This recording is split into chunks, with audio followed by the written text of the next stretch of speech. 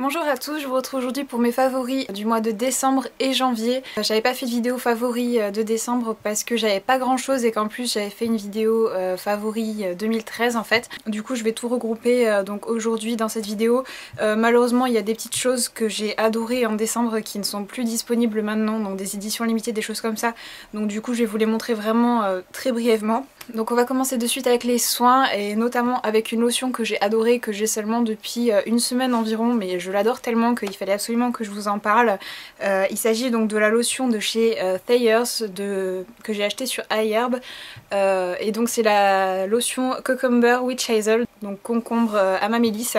En général je déteste l'eau d'Amamélis, je ne supporte pas l'odeur, mais cette lotion a pas du tout l'odeur en fait de l'Amamélis, ça sent le concombre vraiment, donc c'est une odeur hyper fraîche, hyper agréable que j'adore.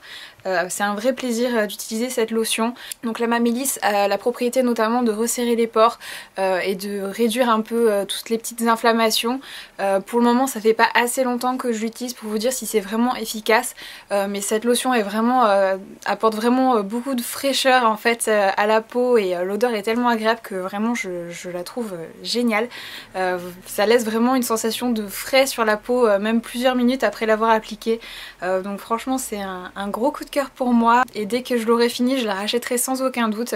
Dans mes favoris de 2013 je vous avais parlé de la crème à la clémentine de chez Bio Beauté by Nux que j'avais en version peau normale à mixte, je crois que j'avais utilisé tout l'été. Et donc là en fait j'ai fini ma crème de chez Kiehl's que j'utilise l'hiver et le soir l'été en fait.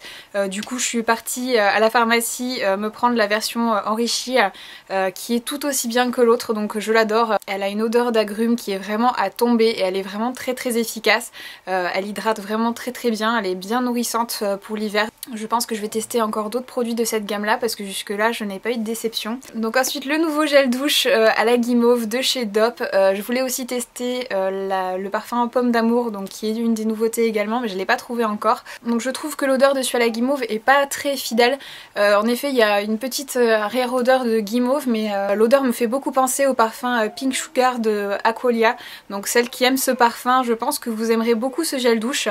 L'odeur est agréable mais assez écœurante. Je l'aime bien mais je l'utilise pas tous les jours du coup. Mais après sinon voilà, l'odeur est quand même très agréable. Et voilà, j'espère trouver très bientôt la version pomme d'amour pour tester tout ça. Ce mois-ci j'ai aussi beaucoup utilisé donc le lait nourrissant hydratant intensif 7 jours de chez Garnier. Moi j'ai pris la version peau sèche à très sèche, donc qui est à la mangue.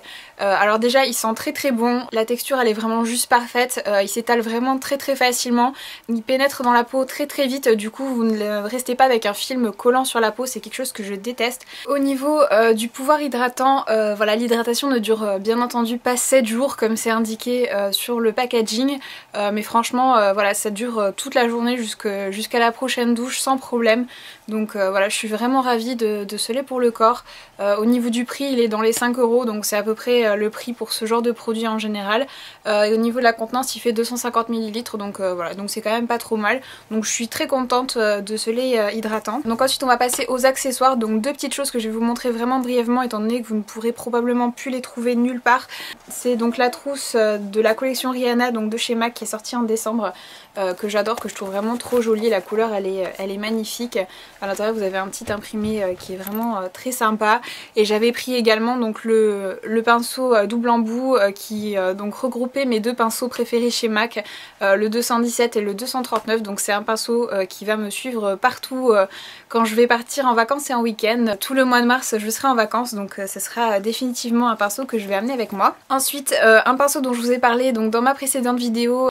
Il s'agit du pinceau à fond de teint ovale numéro 6 de chez MAC qui fait partie de la nouvelle gamme Masterclass, donc qui vient de sortir chez MAC. Il existe 3 pinceaux dans cette gamme là, je vous en ai fait une revue complète en vidéo, c'est donc la précédente vidéo que j'ai publiée, je vous mettrai un lien dans la barre d'infos. Ensuite ce mois-ci j'ai adoré le nouveau pinceau eyeliner de chez Real Techniques, donc c'est un pinceau qui est en fait en silicone, donc c'est vraiment très innovant, j'ai jamais vu de pinceau eyeliner en silicone. Il est vraiment super bien, par contre uniquement pour appliquer tout ce qui est eyeliner gel. J'ai essayé aussi avec un eyeliner liquide mais c'était une catastrophe, donc il est vraiment vraiment génial pour appliquer l'eyeliner gel, mais pour le reste non. Du coup je l'utilise tous les jours actuellement, il est vraiment top. Donc si vous hésitiez et que vous êtes comme moi, que vous ne pouvez pas sortir sans votre trait d'eyeliner, je pense que vous pourriez adorer ce pinceau. À l'heure où je filme cette vidéo, il n'est pas encore disponible sur le site Fil Unique, mais moi je l'ai commandé sur le site iHerb. Donc ensuite MAC vient de sortir de nouveaux inserts pour les Pro Palettes, donc des inserts pour mettre les fards à paupières Pro Longwear. Donc du coup j'ai dépoté tous mes fards à paupières Pro Longwear et mes pigments pressés pour les mettre dans des palettes. Ça m'a permis donc de libérer mes tiroirs.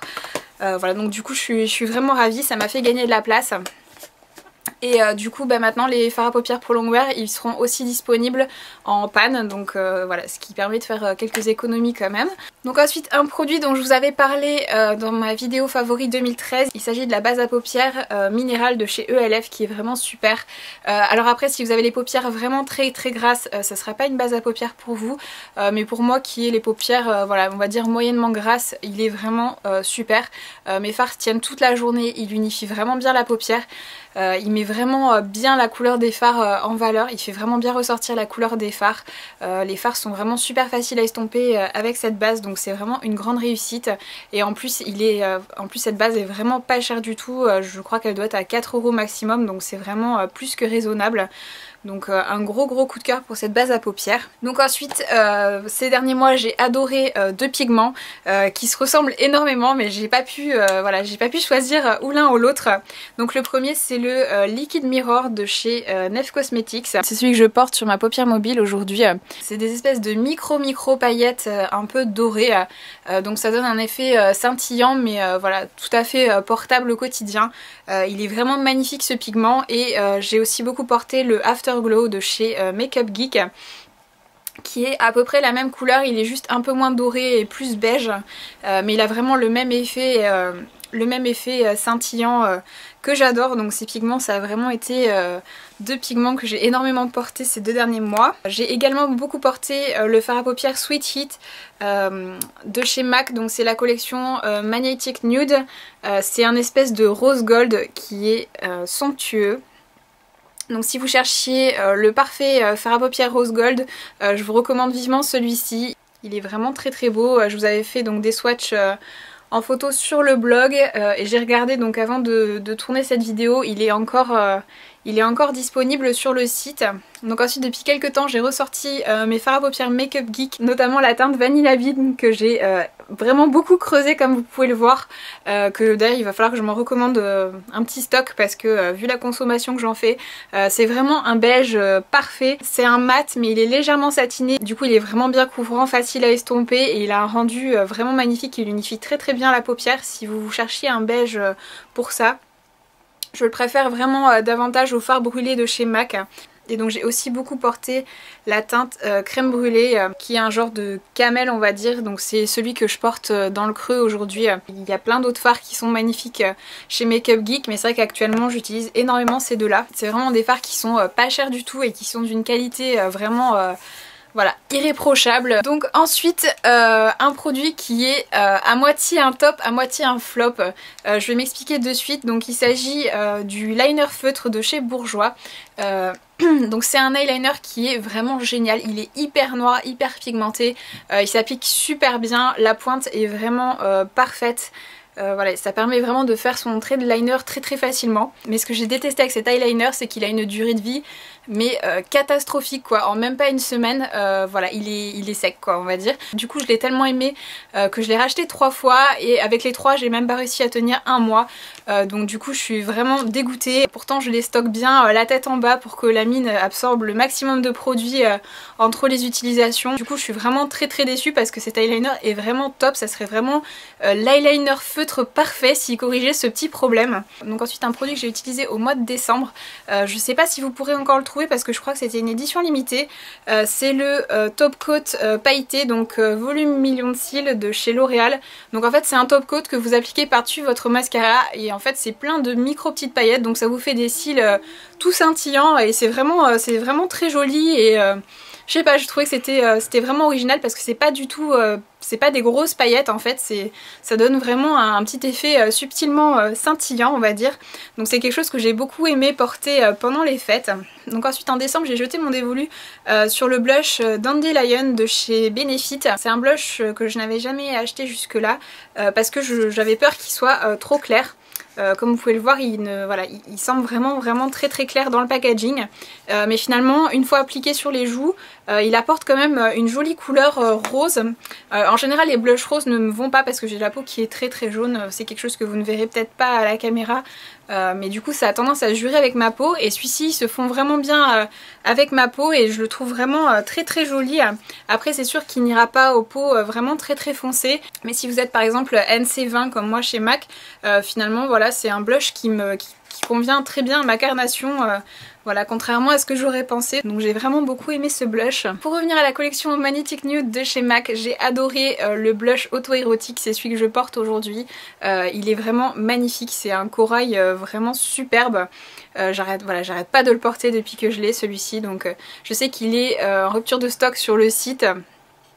Mais vous pouvez peut-être le trouver encore avec un petit peu de chance dans certaines boutiques. Et donc j'ai adoré aussi le Pleasure Model qui est assez foncé, mais en le dosant il convient aussi très bien aux carnations claires. Il est vraiment très beau, c'est un genre de cuivré et appliqué légèrement. La couleur est vraiment très jolie et c'est un blush qui rend aussi magnifiquement bien sur les peaux mates et noires. Donc voilà, il est trop beau aussi ce blush. Donc ensuite pareil, un produit que vous ne pourrez très certainement plus trouver mais que j'ai adoré au mois de décembre, c'est le rouge à lèvres Pleasure Bomb. Donc c'était la collection de Rihanna aussi pour MAC. C'est un rose mat qui est magnifique. Franchement j'adore ce rouge à lèvres, c'est vraiment voilà, dommage une fois de plus que ce soit une édition limitée, mais voilà, je voulais quand même vous le montrer rapidement. On sait jamais si vous tombiez dessus quelque part par hasard. Ensuite un produit dont je vous avais parlé aussi dans mes favoris 2013, il s'agit du Velveteen Pink Velvet, donc de chez Lime Crime. Donc c'est un petit nouveau qui est sorti au mois de décembre. Du coup comme j'adore les Velveteen, je me suis empressée de le commander. Donc c'est un rose qui est mat en fait, donc une fois sec, voilà, il devient complètement mat. Et voilà, il est vraiment très beau. Donc, comme vous le savez très certainement, j'adore tout ce qui est mat. Et donc ensuite une récente acquisition que j'ai fait à la fin du mois de février, c'est les nouveaux Color Burst Matte Balm et Lacquer Balm de chez Revlon. Donc il y a des teintes qui sont complètement magnifiques. J'ai pris 4 teintes mat et 2 teintes irisées un peu. Aujourd'hui je porte la couleur élusive. Donc c'est un espèce de rose mat qui est vraiment très portable, que j'adore, c'est un de mes préférés. Je vous ai fait donc une revue complète sur le blog donc de ces Matte Balm et Lacquer Balm de chez Revlon avec des photos, des swatchs, etc. Donc si ça vous intéresse, je vous mettrai donc le lien de l'article dans la barre d'infos. Et donc pour terminer, on va passer aux ongles avec encore des éditions limitées mais que vous pouvez peut-être encore trouver en solde, donc je vais vous montrer ça de suite. Le premier c'était un coffret de vernis à ongles de chez Kiko, donc c'était le coffret satin, il y avait un coffret aussi Sugar Matte je crois. Voilà, donc moi j'ai pris le coffret satin et franchement il y avait des couleurs magnifiques dedans. J'ai beaucoup porté l'espèce de taupe un peu mauve et le rouge d'ailleurs que je porte aujourd'hui. Les teintes sont vraiment superbes. Voilà, je suis vraiment ravie de ces vernis. Et j'avais aussi pris donc 2 vernis pailletés de la collection digitale aussi. J'avais pris donc un vert et j'avais pris le noir et en fait c'est des paillettes un peu arc-en-ciel dedans. Ils sont vraiment très jolis. Je voulais aussi le rose pâle mais il n'y était plus au moment où je les ai achetés. Donc voilà pour mes favoris de décembre et janvier. J'espère que cette vidéo vous a plu et je vous dis à très bientôt.